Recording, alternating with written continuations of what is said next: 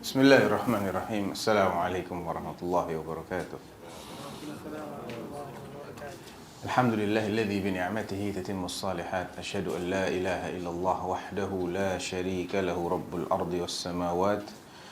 Wa asyhadu anna Muhammadan abduhu wa rasuluhu khairul bariyat. Sallallahu alaihi wa ala wal ali waz zawjat. Amma ba'd.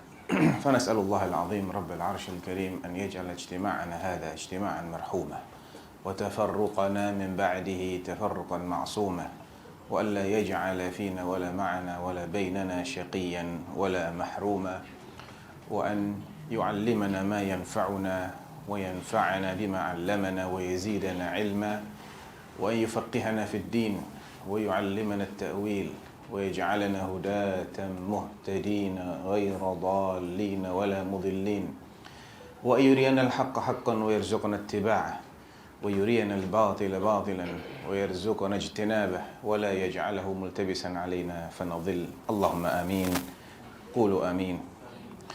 Taib, ayyuhal ikhwah, barakallahu fiikum. Alhamdulillah, senang sekali rasanya saya bisa berjumpa dengan saudara-saudara seiman, seaqidah di zaman yang tadi kata akhun al-fadil Abu Talhah, Ahlus Sunnah itu sedikit ya. Dan memang itu sudah jadi sunnatullah. Ahlus Sunnah itu sedikit. Dan memang kebenaran tidak diukur, tidak dilihat dari banyaknya pengikut.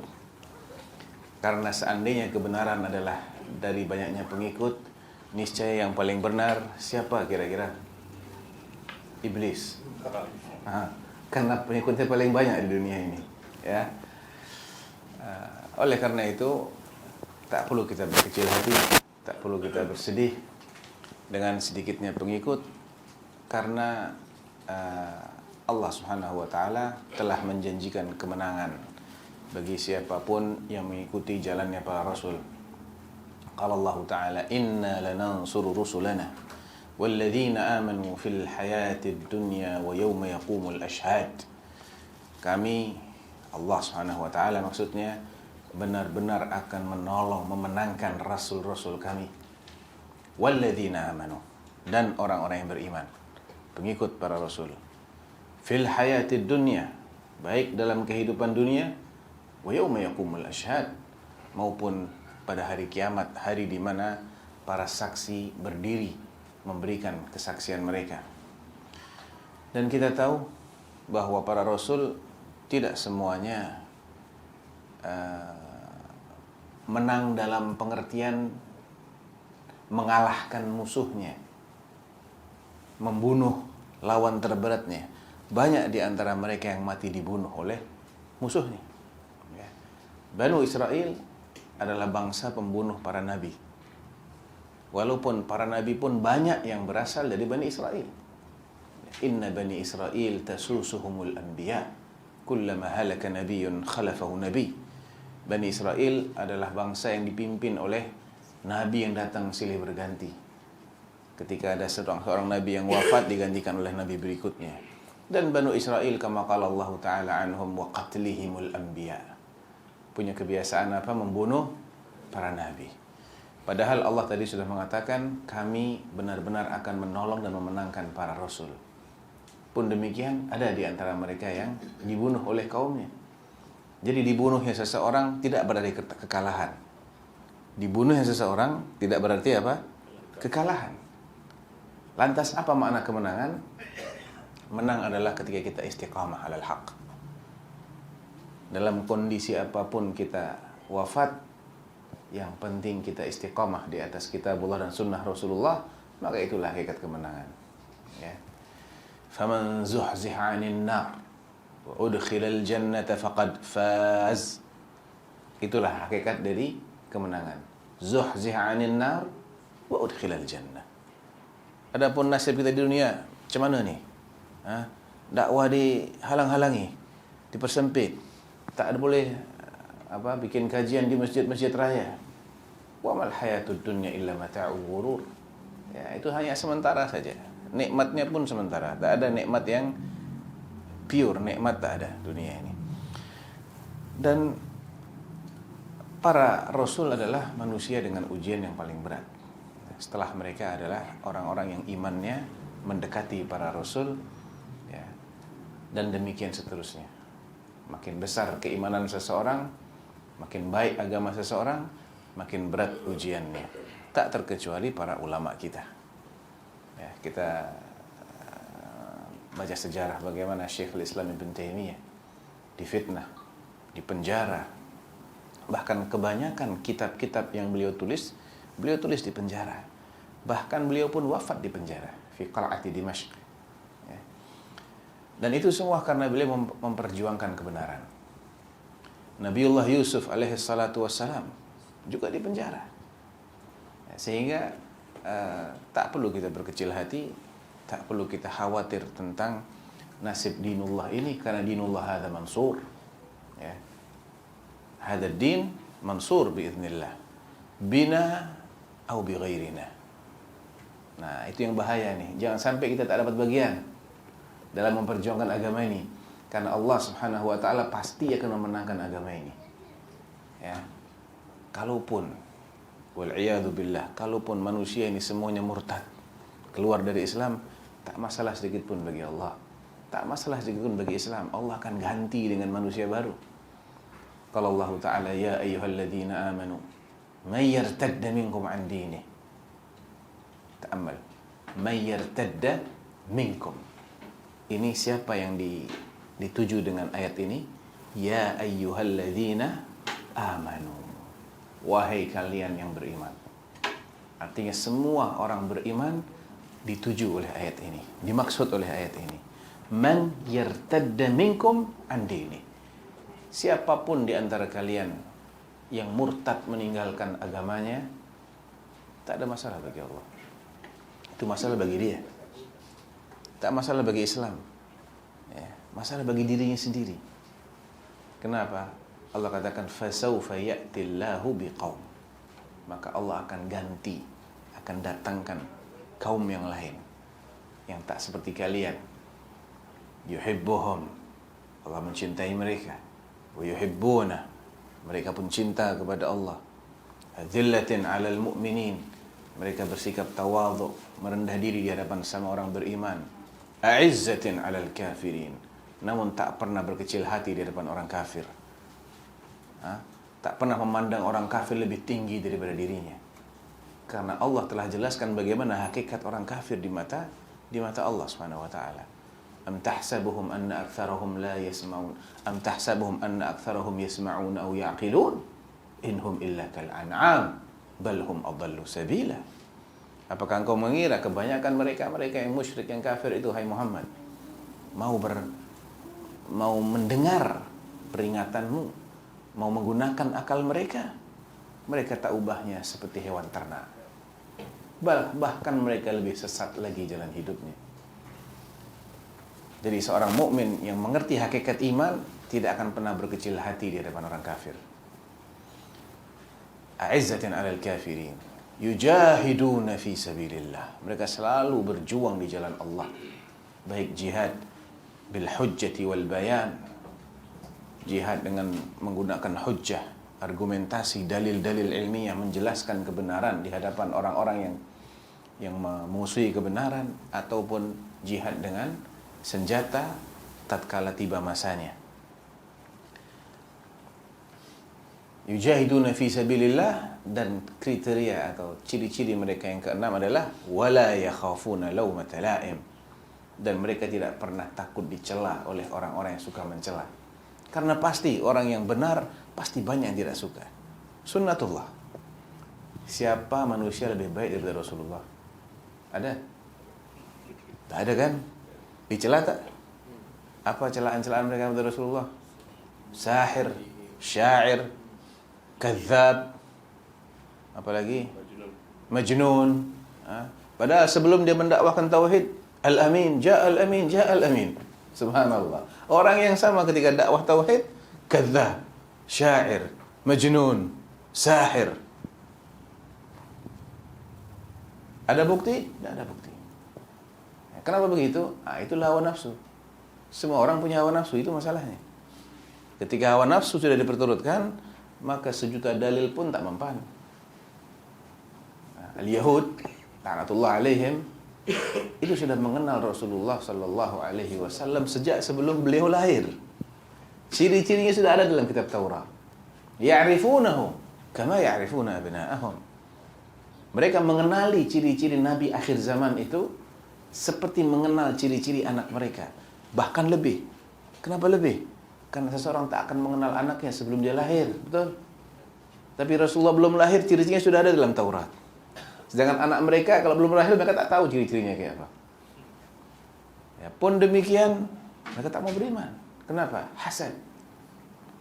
Wadda alladhina kafaru min ahlil kitabi law yaruddunakum min ba'di imanikum kuffaran hasadan min indi anfusihim. Apakah karena mereka jahil? Tidak. Min ba'di ma tabayyana lahumul haqq. Bukan karena mereka tak tahu mana yang benar, mana yang salah. Sudah jelas bagi mereka mana yang benar, mana yang salah. Kan hasad. Mereka tak ingin mengikuti kebenaran ini.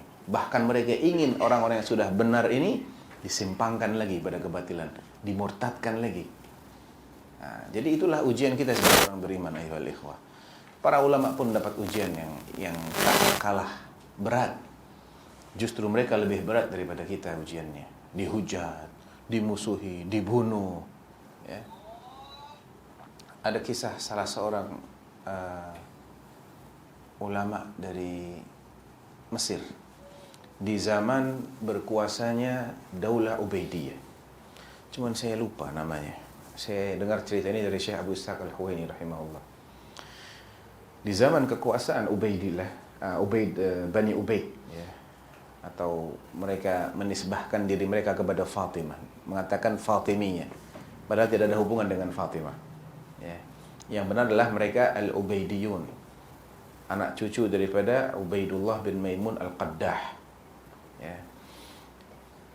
Di zaman Daulah Ubaidiyah ini yang dikafirkan oleh para ulama karena memang mereka ini kufar, ya, dan sangat memusuhi Islam.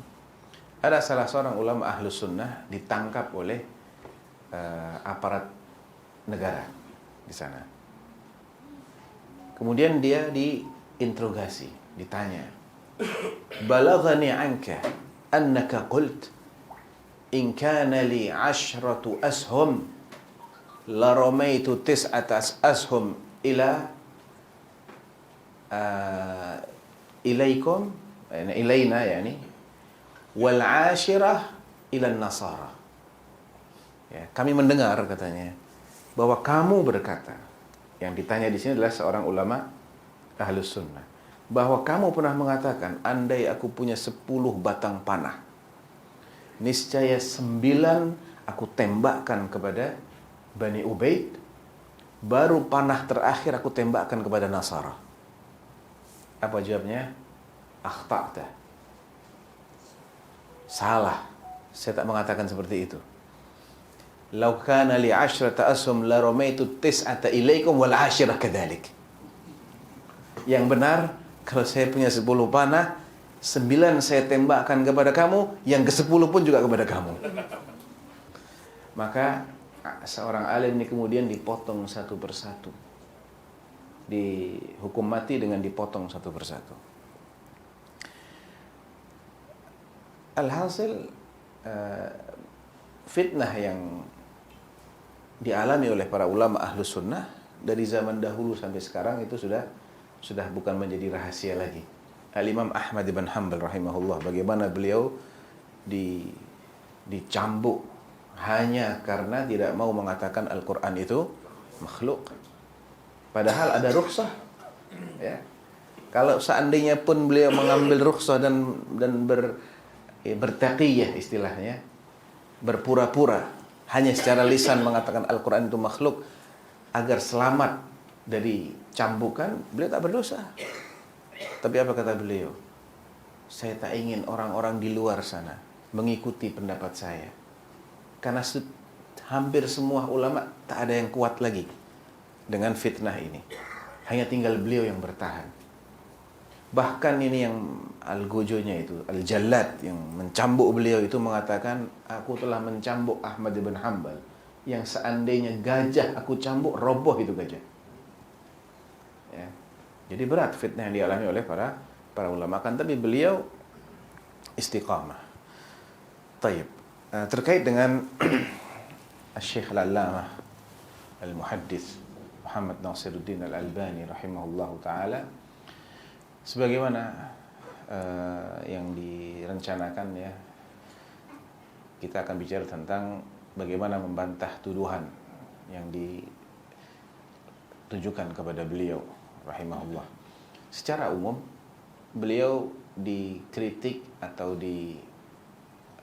dihujat, bukan dihujat ya, yang lebih tepat mungkin ada juga sebagian yang menghujat beliau, tapi kalau hujatan itu jelas dari ahlul bid'ah dan ahlul ahwa, karena bahasanya tidak lagi menggunakan bahasa ilmiah ya.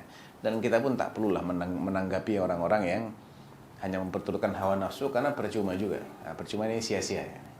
Sia-sia kita tanggapi mereka, karena hawa nafsu ini tak ada obat. Antum mau kasih 1.000.000 dalil pun tak akan ada efeknya bagi pengikut hawa nafsu. Allah Ta'ala mengatakan, wala in ataital ladzina utul kitaba bikulli ayah ma tabi'u qiblatak. Andai pun kau bawakan kepada para ahli kitab Yahud dan Nasara itu semua tanda-tanda kebenaran, semua bukti kau bawakan kepada mereka, mereka tak akan mengikuti kiblatmu. Wa ma anta bitabi'in qiblatahum, engkau pun tak akan mengikuti kiblat mereka. Wa ma ba'dhum bitabi'in qiblata ba'd, satu sama lain dari mereka pun tak saling mengikut kiblat yang lainnya. Kenapa? Wala in ittaba'ta ahwa'ahum, ya, karena mereka memperturutkan hawa nafsu ya. Jadi tak perlu kita payah-payahlah bicara dengan ahlul ahwa ya. Kita hanya buang-buang waktu bicara dengan mereka. Kita hanya akan bahas sesuatu yang disajikan secara ilmiah saja ya. Kritik-kritik ilmiah tak apalah kita bahas itu. Nah, di antara yang dituduhkan kepada Syekh Al-Albani ada yang berkaitan dengan sisi fikih, ada yang berkaitan dengan sisi hadis, dan ada yang berkaitan dengan sisi manhaj atau akidah. Sebagaimana yang dijelaskan oleh murid beliau Syekh Ali Hasan Al-Halabi rahimahullahu taala, beliau dikritik dari 3 sisi ini. Kritikan yang pertama yang berkaitan dengan fikih ya. Ada sebagian kalangan yang mengatakan Al-Albani muhaddits wa laysa bifaqih. Al-Albani itu ahli hadis memang beliau ini, tapi bukan orang yang dalam pemahamannya terhadap hukum-hukum agama. Mereka kadang menjadikan ucapan Syekh Ibn Utsaimin rahimahullahu taala sebagai dasar. Syekh Ibn Utsaimin beliau mengatakan ya, saya coba akan kutipkan redaksi ucapan beliau ya.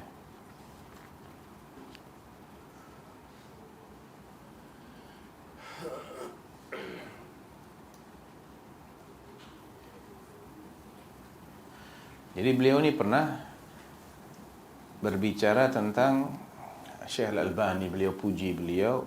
Syekh Al-Albani adalah alim min ulama ahli sunnah,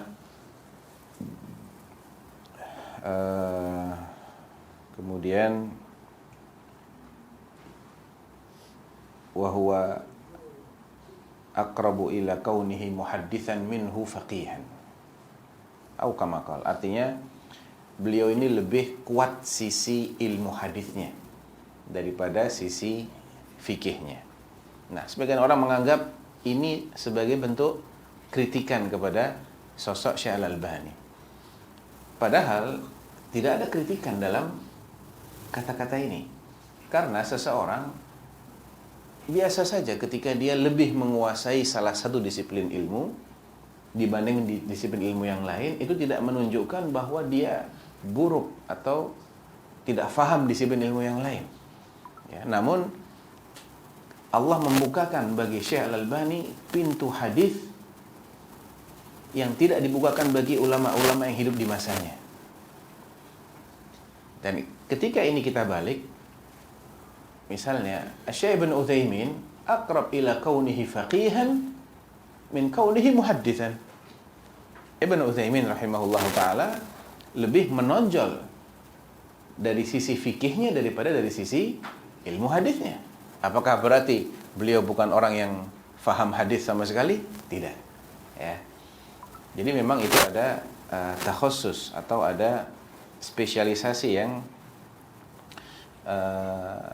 Syekh Al-Albani lebih menonjol dalam bidang itu dibandingkan bidang lainnya. Ya. Nah, nas ucapannya Syekh Ibn Utsaimin adalah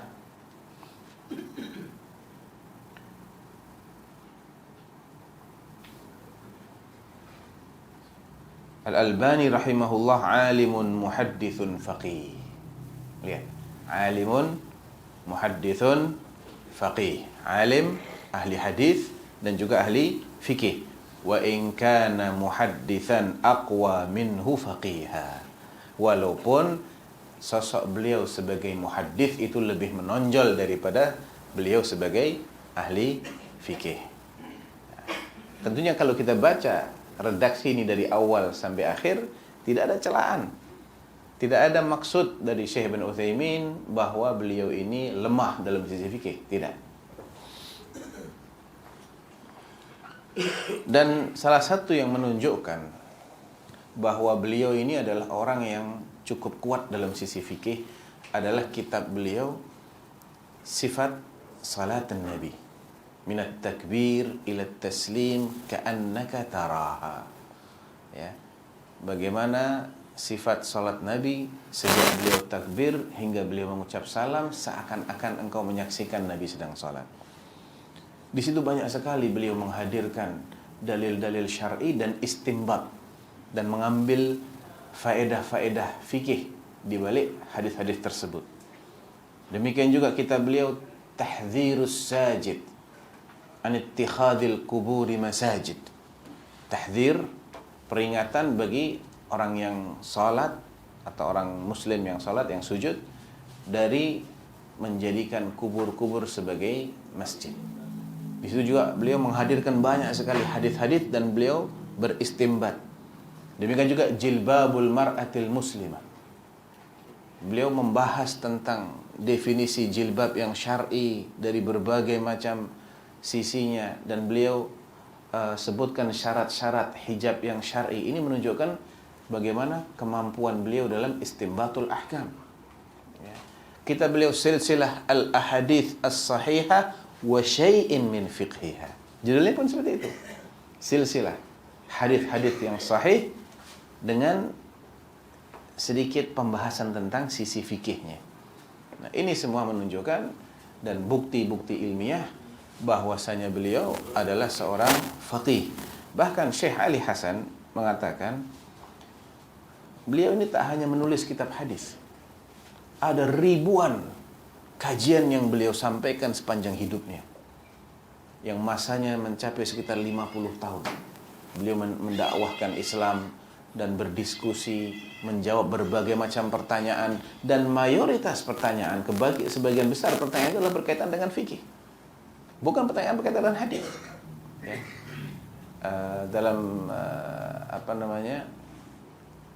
Silsilatul Huda wan Nur, ya. Silsilatul Huda wan Nur itu banyak sekali beliau berdiskusi dengan masyarakat sekitar, membahas masalah-masalah fikih dan juga masalah-masalah akidah. Ya, karena fikih ini bukan hanya berkaitan dengan hukum halal haram, bukan, tapi memahami masalah-masalah akidah juga bagian dari fiqh. Ya. Al-fiqh syar'an huwa al-fahmud daqiq lid-din. Nah, itu sisi pertama yang dituduhkan kepada Syekh Al-Albani, dan jawabannya saya ringkas lagi. Pertama, bahwa mereka yang mengatakan beliau ini laisa bifaqih, jika mereka berpegang dengan ucapan Syekh Ibn Utsaimin, maka jelas ucapan itu tidak pada tempatnya. Karena Syekh Ibn Utsaimin mengatakan Al-Albani alimun muhaddithun faqih wa in kana muhaddithan aqwa minhu faqiha. Ini menjelaskan bahwa beliau lebih menonjol dalam bidang fikih, dalam bidang hadis daripada di bidang fikih. Dan ini pun jika kita balik, Syekh Ibn Baz, Syekh Ibn Utsaimin lebih menonjol dalam bidang ini dibandingkan bidang lainnya. Sama. Kemudian kitab-kitab karya beliau banyak yang berbicara dari segi fikih. Seperti apa tadi? Sifat salat Nabi. Kemudian tahdhirus sajid an ittikhadil kubur masajid. Kemudian jilbabul mar'ah al-muslimah. Bahkan silsilah al-ahadits as-sahihah wa syai'un min fiqhiha. Kemudian yang ketiga, beliau juga memiliki ribuan ceramah-ceramah yang di situ ada fatwa-fatwa, ada tanya jawab yang kebanyakan berkaitan dengan masalah fikih. Jadi ini menunjukkan keahlian beliau dalam bab al-fiqh. Dan tuduhan ini ternyata bukan tuduhan baru. Bahkan Al-Imam Ahmad bin Hanbal rahimahullah pun dituduh dengan tuduhan yang serupa. Ya. Abul Wafa Ibnu Aqil Al-Hambali, salah seorang ulama Hambali yang karyanya banyak sekali. Beliau mengatakan, katabtu bi unmulayya hataini 800 mujallad. Dengan kedua jariku ini aku telah menulis 800 jilid. Jilid di sini bukan jilid tebal-tebal, bukan ya. Tapi semacam apa ya? Nah, misalnya ini kita, nah ini biasanya terdiri dari kumpulan bendel-bendel kecil-kecil. Nah, itu mujalad segitu kira-kira. Jadi cukup banyak lah karya ilmiahnya Ibnu Aqil ini, salah satu ulama dari madhab Hambali. Nah, beliau membantah tuduhan orang-orang terhadap Al-Imam Ahmad bin Hanbal, Imam Ahli Sunnah wal Jamaah, yang dia katakan wa min ajibi ma tasma'uhu an haula'il ahdathil juhal. Ini kata Ibnu Aqil. Di antara perkataan yang aneh bin ajaib yang kau dengar dari orang-orang yang masih belia dan jahil itu adalah annahum yaqulun Ahmad laysa bifaqih lakinnahu muhaddits. Ahmad ini bukan orang yang ahli lah dalam masalah fikih. Dia cuma pandai hadis saja. Wa hadza ghayatul jahl. Ini adalah puncak daripada kebodohan. Li'annahu qad khurrija anhu ikhtiyaratun banaha 'ala al-ahadits binaan la ya'rifuhu aktsaruhum. Kenapa ada orang-orang yang mengatakan Imam Ahmad ni tak begitu pandai dalam masalah fikih? Hanya karena beliau memiliki pendapat-pendapat khusus yang itu beliau dasarkan dari sejumlah hadis yang tidak mereka fahami. Mereka tidak faham maksud dari hadis-hadis yang menjadi dasar daripada Imam Ahmad untuk berhujjah. Sehingga beliau memiliki pendapat yang bersendirian dalam hal ini. Tidak ada mungkin di antara imam yang 4 hanya beliau yang berpendapat seperti ini. Dan demikian pula yang terjadi dengan Syekh Al-Albani. Wa qad kharaja anhu min daqiqil fiqhi ma laysa narahu li ahadin minhum. Ibnu Aqil melanjutkan, padahal beliau memfatwakan beberapa fatwa yang sangat mendalam tentang ilmu fikih. Yang fatwa sedalam ini tidak kami jumpai pada mereka-mereka yang mengkritik beliau itu. Mereka yang mengkritik ini tak bisa menjelaskan dengan penjelasan yang sedetil Imam Ahmad. Wanfarada bima sallamuhu lahu minal hifz. Beliau pun menjadi orang satu-satunya yang diakui kekuatan hafalannya oleh mereka-mereka yang mengkritik.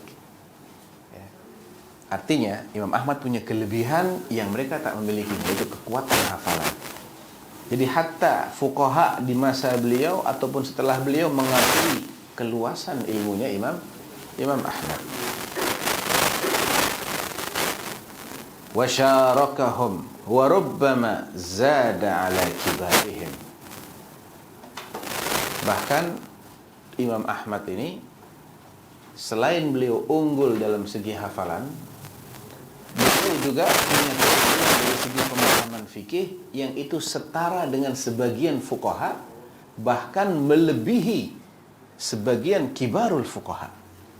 Makanya Al-Imam Asy-Syafi'i mengatakan Ahmad imamun fi sab'ah. Ini Asy-Syafi'i, imam min a'immatil fuqaha, mengatakan Ahmad ibn Hanbal imam fi sab'ah. Beliau adalah imam dalam 7 hal. Imamun fil Quran, fil tafsir, wa fil hadith, wa fil fiqh, wa fil sunnah, wa fil zuhd, dan terakhir wa fil faqr. Ya, imam dalam masalah tafsir, imam dalam fikih, imam dalam hadith, imam dalam akidah ahlus sunnah, imam dalam masalah zuhud, saya lupa yang keenam, dan yang terakhir imam dalam kefakiran. Ya, tokoh dalam 7 hal yang itu merupakan keistimewaan. Nah, jadi Asy-Syaikh Al-Albani pun bukanlah yang pertama dikatakan muhaddits wa laysa bifaqih, ya. Baik, dan jawabannya juga sudah kita ketahui dari penjelasan Syekh Ali Hasan Al-Halabi rahimahullah.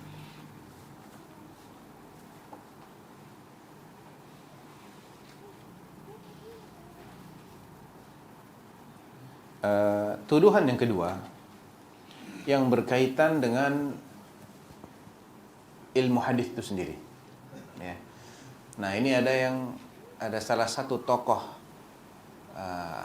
ya mungkin dikatakan dia cukup mengerti dah dalam bidang ilmu hadis, namun akidahnya dia Sufi, Maturidi, Asy'ari.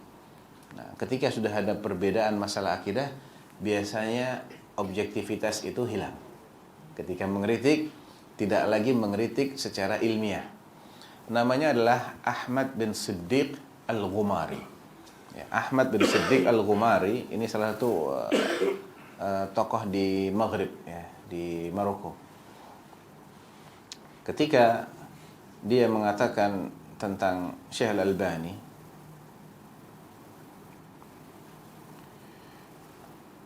di sini saya kutipkan pendapatnya Ahmad bin Siddiq.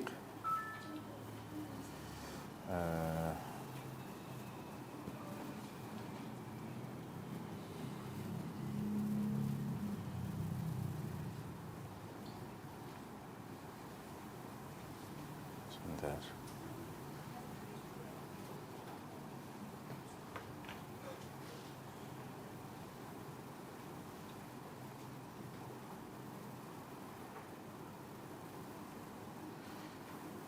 Intinya beliau mengakui di awal bahwa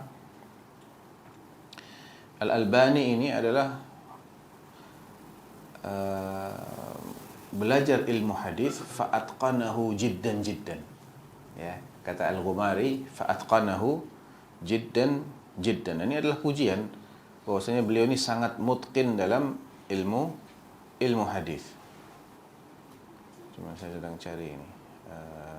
Apa namanya?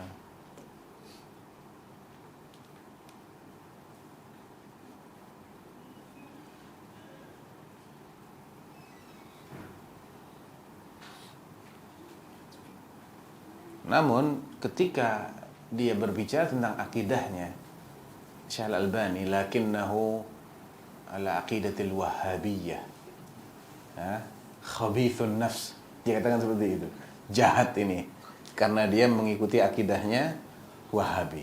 Nah, jadi kalau sudah bicara dengan orang yang berseberangan secara ideologi, banyak orang yang tidak lagi objektif dalam menilai, ya. Masuk di situ kebencian atau permusuhan pribadi, persaingan pribadi, sehingga tidak lagi penilaiannya itu didasarkan kepada hal-hal yang sifatnya ilmiah.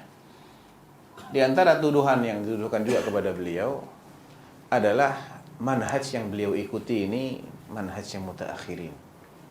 Beliau tidak sejalan dengan manhajnya al-mutaqaddimin. Ya, dan ini mulai marak disebarkan mungkin sekitar 20-30 tahun yang lalu, ya. Marak orang menghembuskan isu bahwa ilmu hadis yang berkembang hari ini adalah ilmu hadis yang berbeda jalannya dengan para ulama salaf terlebih dahulu, seperti zaman Imam Ahmad, Abu Dawud, At-Tirmidzi, An-Nasa'i, Ad-Daruqutni, Ibn Ma'in dan yang semisalnya. Jadi basic teori yang digunakan oleh Ibnu Hajar dan orang-orang yang mengikuti kitab-kitab yang disusun oleh Ibnu Hajar dalam ilmu mustalah itu sudah berbeda. Tidak lagi sejalan dengan manhajnya al-mutaqaddimin. Nah, tapi yang anehnya mereka yang membagi menjadi dua ini, mereka tidak pernah belajar kepada mutaqaddimin. Ya kan? Mereka tak pernah belajar dari mutaqaddimin, mereka semuanya belajar dari mutaakhirin. Mereka belajar dari Muqaddimah Ibnu Salah. Ya, karena kitab hadis yang paling lengkap, yang pertama-tama dikumpulkan secara lengkap dan kemudian menjadi rujukan semua kitab-kitab mustalah yang muncul setelahnya adalah Muqaddimah Ibnu Salah. Ya. Makanya beliau dijuluki sebagai Syekhul Mustalah. Ibnu Salah Syekhul Mustalah. Ya. Tokohnya ilmu mustalah. Bukan berarti ilmu mustalah baru muncul di masa beliau, bukan. Tapi belum sedemikian terumuskan secara indah dalam sebuah kitab. Ya. Jadi beliaulah yang pertama kali merumuskan anwa' ulumul hadis. Ya. Kemudian dari situ muncul tambahan-tambahan. Ya, ada an-nukat ala Ibn Salah. Ada lagi taqrib, ada dinazam oleh Al-Iraqi dalam Alfiyahnya, dinazam oleh As-Suyuti, disyarah dan seterusnya. Jadi mereka-mereka yang mengatakan Syekh Al-Albani ini tidak mengikuti manhajnya mutaqaddimin tapi jalan dengan manhaj mutaakhirin, sejatinya mereka sendiri tidak pernah belajar dari mutaqaddimin. Mereka adalah hasil pendidikan dari kitab-kitabnya mutaakhirin. Ya. Kemudian ada salah satu tokoh mereka ketika berdebat dengan salah satu ulama yang ulama ini mendebat dengan cara yang sangat sederhana sekali. Dia mengatakan kita tidak boleh lagi mengikuti pendapatnya mutaakhirin. Kita harus kembali kepada pendapatnya mutaqaddimin karena pendapat mereka itu lebih tepat, lebih selamat. Kita tidak permasalahkan kalau mutaqaddimin itu lebih menguasai ilmu hadis. Itu kita sepakat. Mereka lebih luas hafalannya pun ini fakta, sepakat kita. Yang jadi masalah adalah klaim mereka bahwa ada perbedaan metodologi antara mutaqaddimin dengan mutaakhirin. Nah, ini yang bahaya. Karena klaim ini jika diterima, maka ilmu hadis yang sudah terumuskan sejak beratus-ratus tahun, sejak zaman Ibnu Salah dan seterusnya, itu menjadi diragukan lagi. Maka kuliatul hadis pun tak usah dilanjutkan, tutup saja tuh kuliatul hadis. Ya. Kajian-kajian ilmu mustalah tak perlu dilanjutkan, karena itu mutaakhirin semua. Ya. Nah, cara membantah syubhat ini mudah. Dengan kita tanya balik, siapa yang pertama kali mengatakan bahwa kita tak boleh lagi mengikuti manhajnya mutaakhirin? Fulan, huwa minal mutaakhirin. Maka kita tinggalkan pendapat dia. Ya. Dia pun mutaakhir, karena tak ada satupun dari mutaqaddim yang mengatakan seperti itu.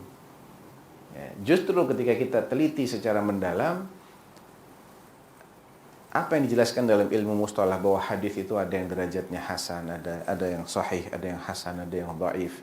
Bagaimana hadis sahih itu terbagi menjadi dua, ada sahih li dzatihi, sahih li ghairihi, dan sahih li ghairihi ini adalah hasan li dzatihi yang ta'addada turuquhu.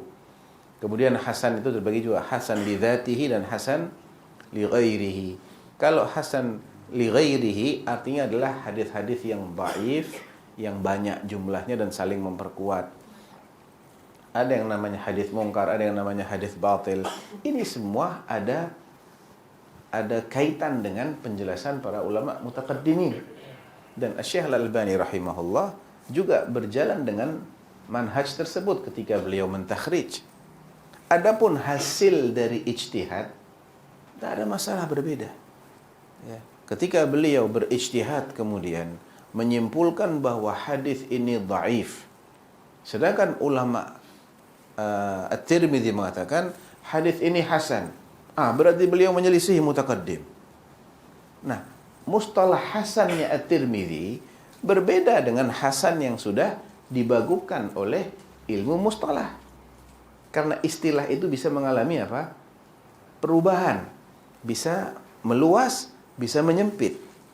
At-Tirmidzi rahimahullah ketika mengatakan hadithun hasan, itu berbeda dengan hadis hasan dalam kitab-kitab mustalah.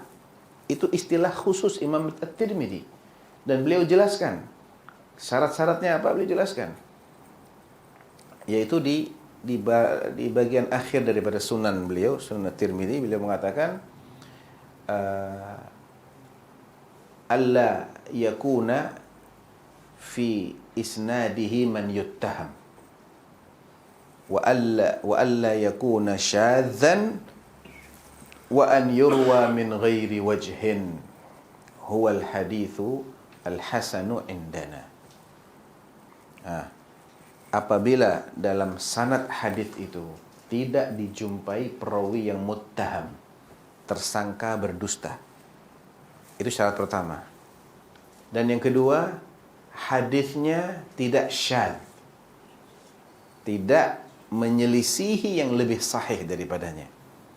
Dan yang ketiga, yurwa min ghairi wajh, artinya ada jalur lain, tidak satu-satunya jalur. Itulah hadis yang kami katakan sebagai hadis hasan.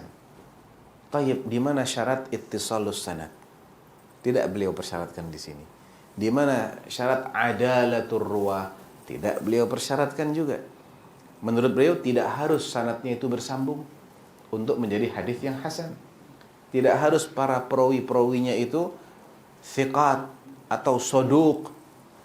Tidak harus para perawi memiliki hafalan yang cukup baik, tidak. Jadi syaratnya At-Tirmidzi ini sangat longgar. Jadi ketika beliau menghasankan, memang ini istilah khusus beliau. Sebagaimana Al-Hakim ketika mensahihkan sesuatu, ini tidak menjadi hadis yang benar-benar sahih menurut mayoritas ahlul hadis. Sehingga ketika ada perbedaan hukum antara ulama-ulama yang mentakhrij hadis dengan metode yang sudah baku, metode yang sudah disahkan dalam ilmu mustalah, dengan di-compare dengan penilaian ulama-ulama yang istilah mereka masih sifatnya istilah khusus, ya. Maka ini adalah perbandingan yang tidak pas.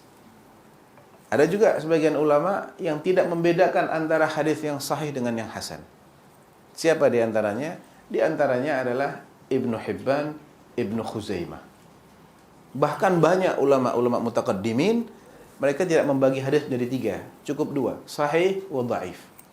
Hasan masuk dalam kategori sahih. Mereka tidak menggunakan istilah hasan. Nah, jadi kalau dikatakan hadza haditsun sahih, itu bisa jadi maknanya adalah hasan. Ketika kita nilai dengan definisi hadis yang sudah baku, dengan mustalah atau istilah-istilah yang sudah baku. Nah, jadi hal-hal seperti inilah yang terkadang menyebabkan seseorang itu menuduh bahwa Syekh Al-Albani ataupun yang lainnya itu menyelisihi manhajnya mutaqaddimin. Ya, di antara tuduhan mereka juga adalah seperti ketika An-Nasa'i rahimahullah, pertama-tama beliau menyusun kitab As-Sunan Al-Kubra, ya, As-Sunan Al-Kubra, yang jumlah hadisnya lebih banyak daripada Sunan Nasa'i yang populer itu. Ketika disodorkan itu kepada salah seorang pemerintah, penguasa di masanya, ditanya beliau, "Akullu ma fihi sahih?" Apakah semua yang ada di sini sahih, benar hadisnya? Tidak. Terus beliau diminta, kalau begitu tolong pilihkan yang sahih-sahih. Ya, pilihkan yang sahih-sahih,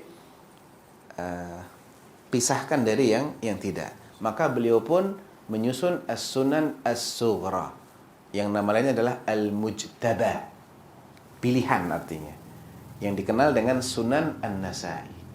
Nah, dari riwayat ini mereka menyimpulkan berarti semua hadis yang ada dalam Sunan Sughra telah disahihkan oleh An-Nasai. Ketika ada Al-Albani misalnya atau yang lain mengatakan ini sanadnya dhaif, dia telah menyelisihi kesimpulannya An-Nasai. Nah, ini juga tidak ilmiah. Karena ini pun juga terjadi dalam Sahih Imam Muslim. Terjadi dalam Sahihul Bukhari. Ada sebagian hadis yang menurut Al-Bukhari itu sahih. Menurut Muslim itu sahih. Tapi menurut ulama yang lain belum tentu. Ini hasil ijtihad. Nah, ketika kita ingin menghukumi sesuatu, jangan kita menghukumi dari kasus-kasus yang sedikit ditemukan. Misal nih ada 4.000 ada 5.000 hadis dalam Sunan An-Nasai. Berapa yang didhaifkan oleh Syekh Al-Albani? Apa alasan beliau mendhaifkan? Apakah beliau orang yang pertama mendhaifkan? Atau ada sebelum beliau di antara ulama yang juga mendhaifkan? Ketika sudah ada yang mendhaifkan, kenapa beliau yang dihujat? Beliau bukan orang yang pertama.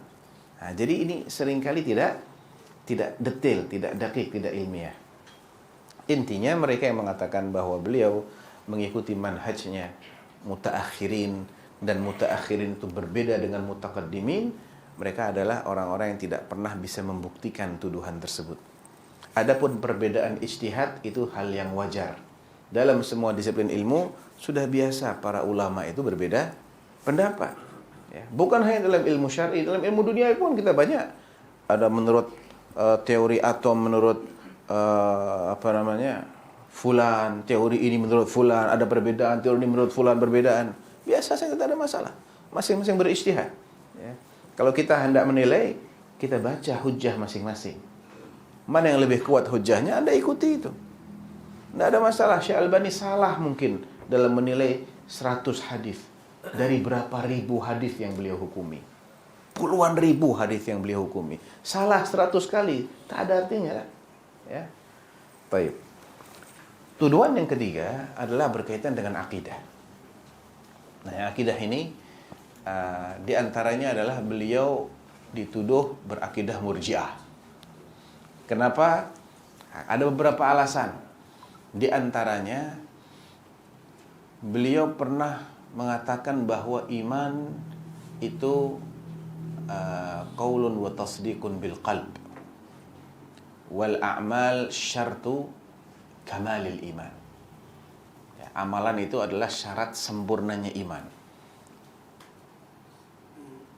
Dan beliau dikatakan tidak mengkafirkan orang yang meninggalkan salat. Nah, salah satu tuduhan itu didasarkan kepada pendapat beliau bahwa orang yang meninggalkan salat tidak dianggap kafir.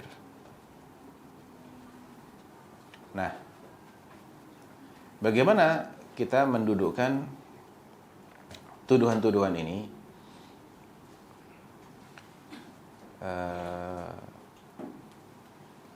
Pertama,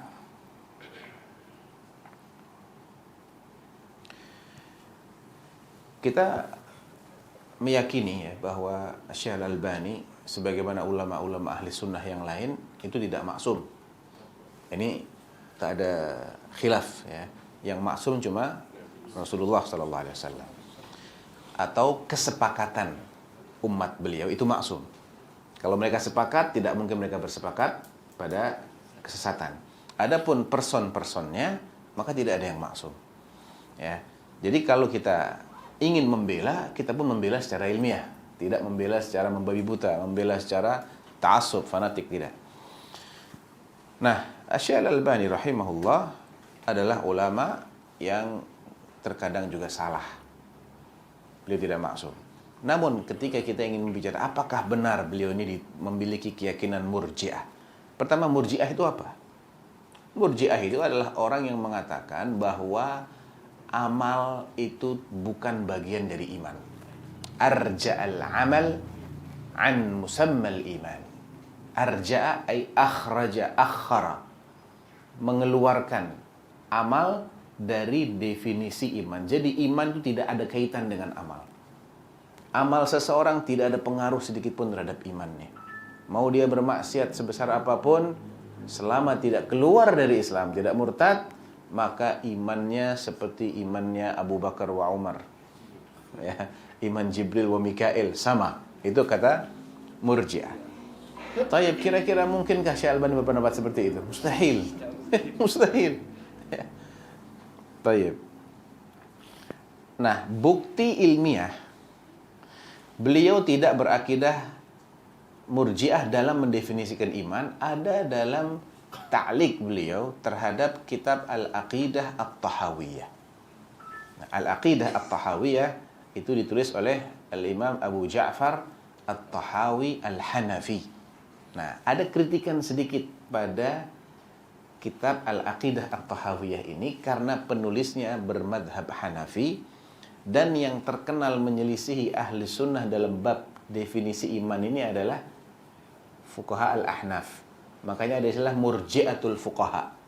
Walaupun mereka tidak seperti murji'ah yang asli itu, mereka ada perbedaan dengan ahli sunnah dalam mendefinisikan iman. Nah, Abu Ja'far At-Tahawi mengatakan wal imanu huwal iqraru bil lisan wat tasdiqu bil janan. Iman itu adalah pengakuan dengan lisan dan pembenaran dalam hati. Beliau tak sebutkan amal. Tak sebutkan amal di sini. Maka allaqa alaihi Syekh Al-Albani. Beliau memberikan catatan kaki pada definisinya At-Tahawi ini. Padahal beliau pun juga asal usulnya dari mazhab Hanafi. Syekh Al-Albani itu mazhabnya Hanafi.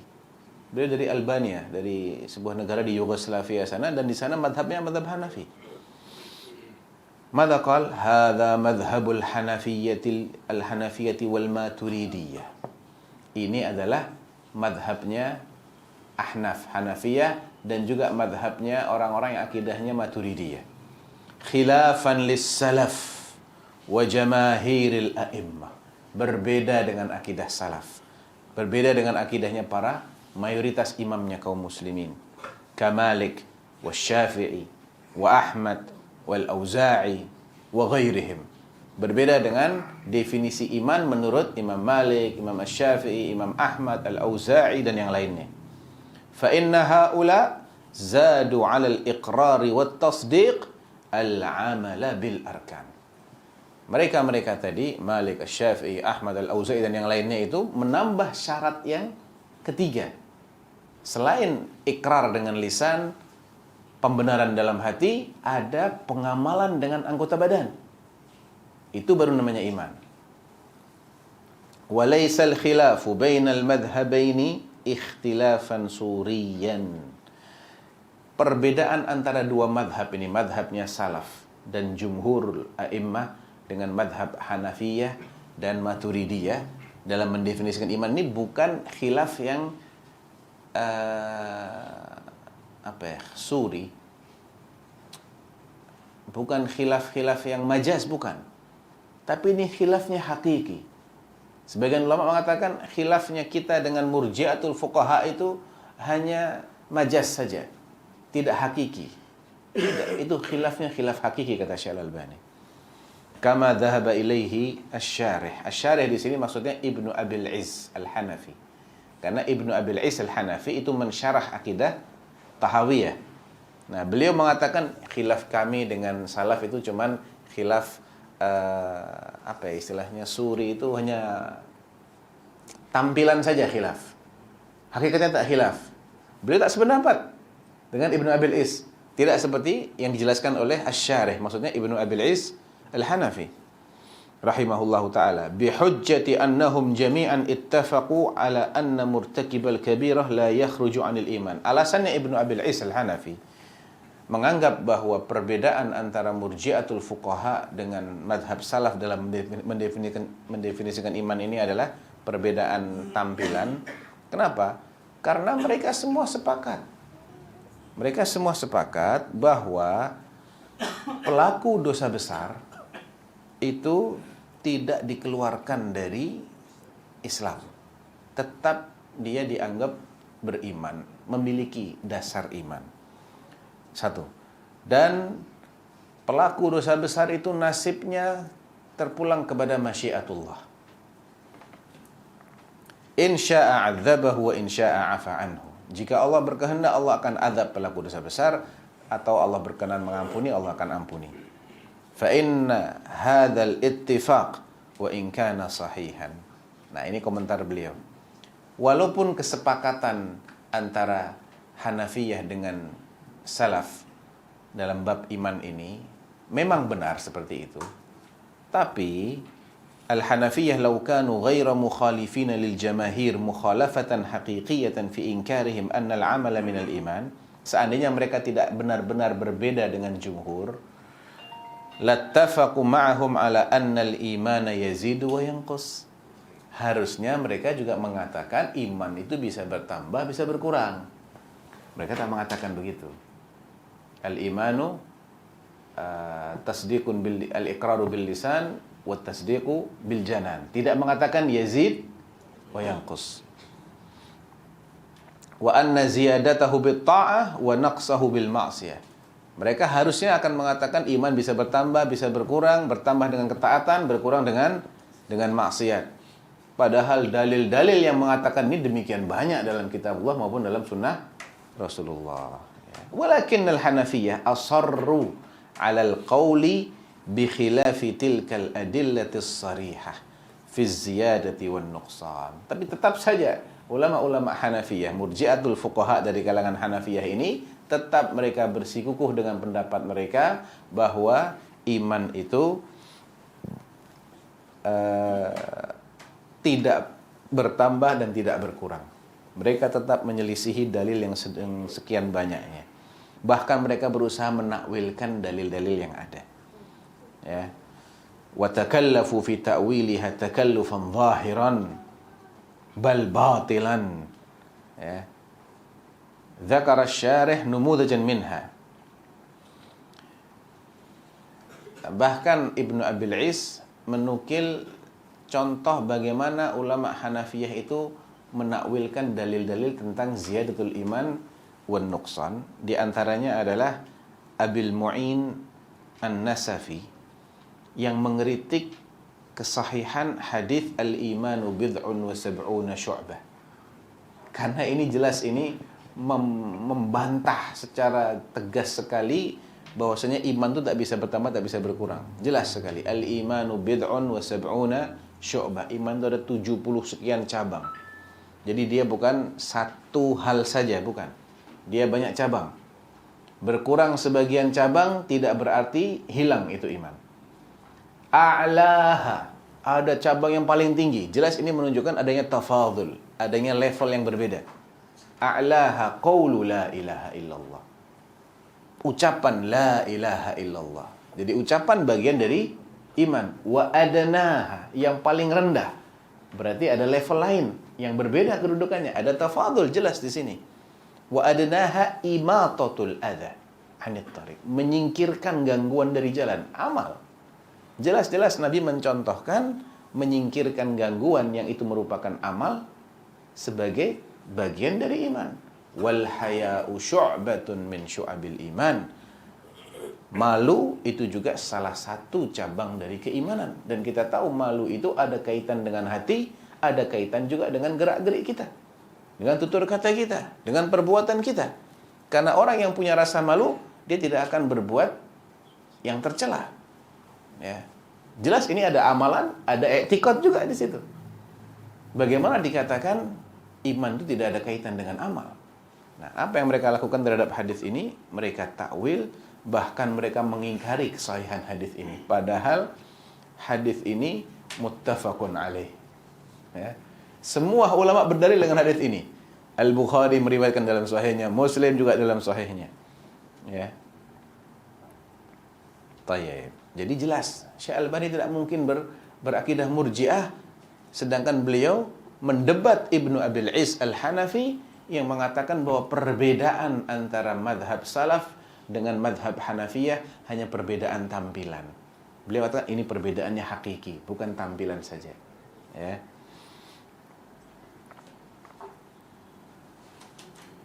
Taib. Dan ta'liq beliau masih panjang sebetulnya.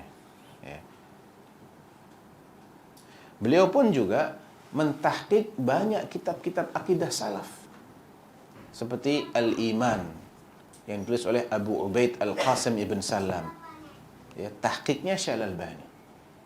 Kemudian juga As-Sunnah li Ibni Abi Asim.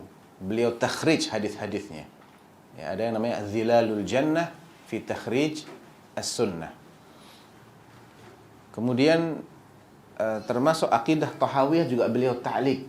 Beliau berikan catatan-catatan kaki yang menunjukkan bahwa beliau ini berakidah seperti akidah Ahlus Sunnah. Adapun beliau tidak mengkafirkan orang yang meninggalkan sholat, al-mas'alah fiha khilaf baina Ahlus Sunnah. Karena permasalahan ini bukan permasalahan yang disepakati oleh Ahlus Sunnah. Ada tafsilnya. Kenapa dia tidak sholat? Ada yang mentafsir seperti ini. Apakah karena dia mengingkari wajibnya sholat? Kalau karena dia mengingkari wajibnya sholat, maka tidak ada yang berbeda pendapat. Orang yang mengingkari wajibnya sholat, kafir. Bil ijma'.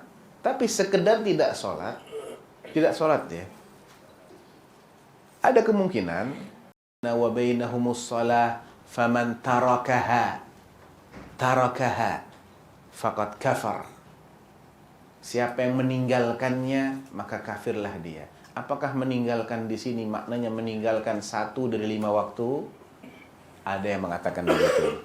Apakah maknanya meninggalkan sebagian besar waktu 3 kali sholat? Ada yang mengatakan begitu. Apakah meninggalkan tidak pernah sholat sama sekali? Juga ada yang mengatakan begitu. Ada yang memaknai ini artinya tidak pernah sholat sama sekali. Itu namanya tarikus sholat. Berarti kalau kita ikuti pendapat ini, yang meninggalkan 1 atau 2 atau 3 atau 4 atau kadang sehari sholat, 2 hari sholat, sehari tak sholat, itu masih belum dikategorikan sebagai tarik as-shalah. Karena menurut mereka yang mengatakan tarikus shalah, itu semua sholat tidak pernah dia kerjakan, berarti yang kafir hanya yang seperti itu. Tapi bagi yang mengatakan cukup 1 waktu sholat dia tinggalkan dengan sengaja tanpa udzur dia kafir, ya maka akan berbeda lagi, ya. Atau mereka yang mempersyaratkan kalau dia tinggalkan karena malas, bukan karena mengingkari wajibnya, maka dia tidak kafir. Berarti harus ditanya terlebih dahulu, Anda kenapa tidak sholat? Apakah Anda mengira sholat tidak wajib? Kalau dikatakan iya, menurut saya sholat 5 waktu tidak wajib. Nah, barulah ini berlaku hukum takfir. Jadi beliau tidak keluar dari khilaf yang ada di kalangan internal Ahlus Sunnah wal Jamaah. Jadi itu kira-kira beberapa tuduhan yang dituduhkan kepada Syekh Al-Albani. Dan terkait irja ini banyak sekali tulisan-tulisan, di antaranya tulisan Syekhuna Syekh Ibrahim Ar-Ruhaili, judulnya apa itu judulnya ya, sebentar.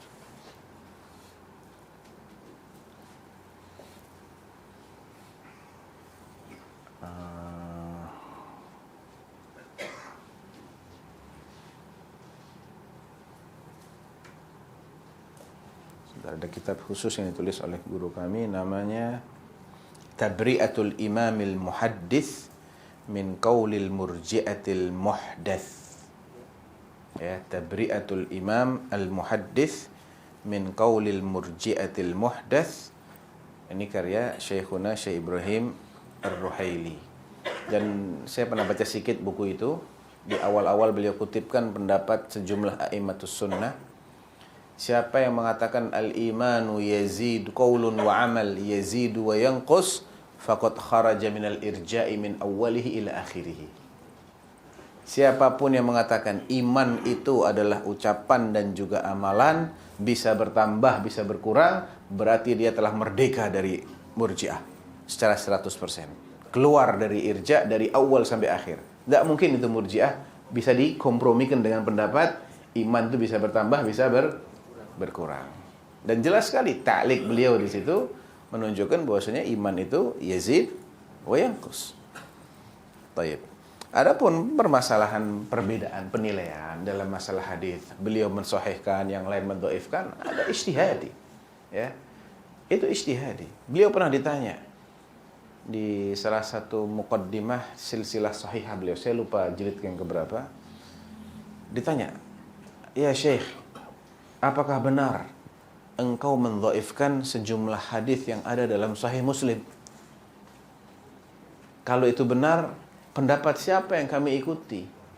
Pendapat engkau ataukah pendapatnya Imam Muslim?" Jawabnya Syekh Al-Albani, itu benar. Tapi saya bukanlah orang yang pertama kali mendhaifkannya. Jadi perlu kita ketahui bahwa as-sahihan, Sahihul Bukhari dan Sahih Muslim itu fil jumlah, secara garis besar, mayoritas hadis-hadisnya dianggap sahih. Hanya ada beberapa gelintir hadis. Hadis yang sudah diketahui mana-mana hadis itu sudah diketahui. Itu masih diperdebatkan oleh sebagian ulama.